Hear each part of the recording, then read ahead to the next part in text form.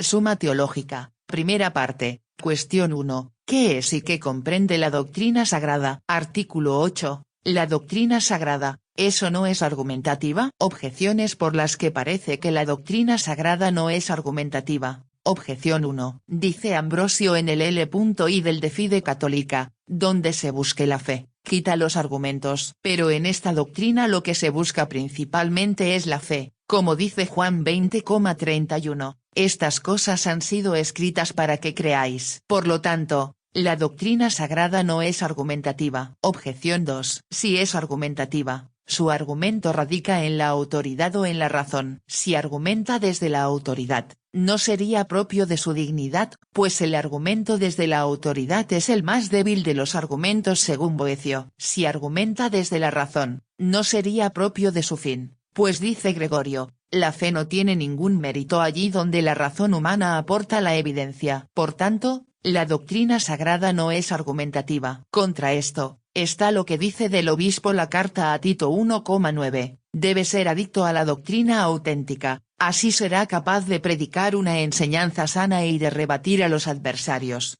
Respondo, así como las otras ciencias no argumentan para probar sus principios, sino que, partiendo de tales principios, argumentan para demostrar otras cosas que hay en ellas, de la misma forma la doctrina sagrada no argumenta para probar sus principios, los artículos de fe, sino que, a partir de ellos, argumenta para probar otra cosa. Por ejemplo, el apóstol en 1 Corintios 15,12 ss, partiendo de la resurrección de Cristo, argumenta para probar la resurrección de la humanidad. Sin embargo, hay que tener presente que, dentro de las ciencias filosóficas, las inferiores ni prueban sus principios ni discuten contra quien los niega, sino que dejan que esto lo hagan las superiores. La metafísica, que es la suprema de las ciencias filosóficas, discute contra quien niega sus principios siempre que éste esté de acuerdo en algo, pues si el interlocutor lo niega todo, a la metafísica no le es posible discutir con él, aunque sí puede resolver sus problemas. Como quiera que la Sagrada Escritura no tiene por encima como superior otra ciencia, discute con quien niega sus principios. Si éste está de acuerdo en algo de los principios que se tienen por revelación, entonces argumenta. Así, con la autoridad de la Sagrada Escritura discutimos contra los herejes, y con un artículo de fe lo hacemos contra quien niega otro. Sí, por otra parte, el interlocutor lo niega todo, ya no hay posibilidad de hacerle ver con razones los artículos de fe, aunque sí se pueden resolver los problemas que plantee contra la fe, si es que lo hace. Pues la fe se fundamenta en la verdad infalible, y lo que es contrario a la verdad no es demostrable, de donde se sigue que los razonamientos que se presentan contra la fe no son demostraciones inapelables, sino argumentos rebatibles. A las objeciones.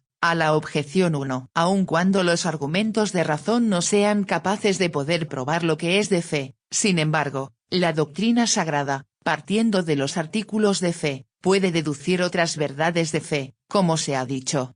A la objeción 2. Argumentar por autoridad es lo más genuino de la doctrina sagrada, puesto que, como quiera que los principios de esta doctrina han sido establecidos por revelación, es necesario creer en la autoridad que dimana de aquellos a quienes les ha sido hecha la revelación. Esto no anula la dignidad de la doctrina sagrada, pues el argumento por autoridad fundada en la razón humana es muy débil, mientras que el argumento por autoridad fundada en la revelación divina, es muy sólido. Sin embargo, la doctrina sagrada hace uso también de la razón humana, y no para probar cosas de fe, eso sería suprimir el mérito de la fe, sino para demostrar algunas otras cosas que se tratan en la doctrina sagrada. Como quiera que la gracia no suprime la naturaleza, sino que la perfecciona, es necesario que la razón natural esté al servicio de la fe, de la misma forma que la tendencia natural de la voluntad se somete a la caridad. De ahí lo que dice el apóstol en 2 Corintios 10,5, cogemos prisionero todo pensamiento humano sometiéndolo a Cristo. De ahí que la doctrina sagrada use también la autoridad de aquellos filósofos en aquello que, por esfuerzo natural, pudieran conocer de la verdad. Así, Pablo, en 17,28, trae a colación lo dicho por Arato, como lo dicen incluso algunos de vuestros poetas, somos estirpe de Dios. No obstante, No hay que olvidar que la doctrina sagrada usa estas autoridades como argumentos que no le son propios, y por tanto, solo como probables. Las autoridades que dimanan de la escritura canónica, son argumentos usados como propios e imprescindibles. Las autoridades que dimanan de otros doctores de la Iglesia son argumentos usados como si fueran propios, pero como probables. Nuestra fe se fundamenta en la revelación hecha a los profetas y a los apóstoles, los cuales escribieron los libros canónicos, no en la revelación hipotéticamente hecha a otros doctores. Por eso dice Agustín en su carta a Jerónimo: solo en los libros de la Escritura llamados canónicos he depositado el honor de aceptar y creer sin reservas que su autor no se equivocó al escribirlos. Los demás libros, por muy grande que sea la santidad y la doctrina que en ellos puedo encontrar, no por eso los acepto por verdaderos sin más, a pesar de que sus autores vivieron y escribieron como santos y sabios.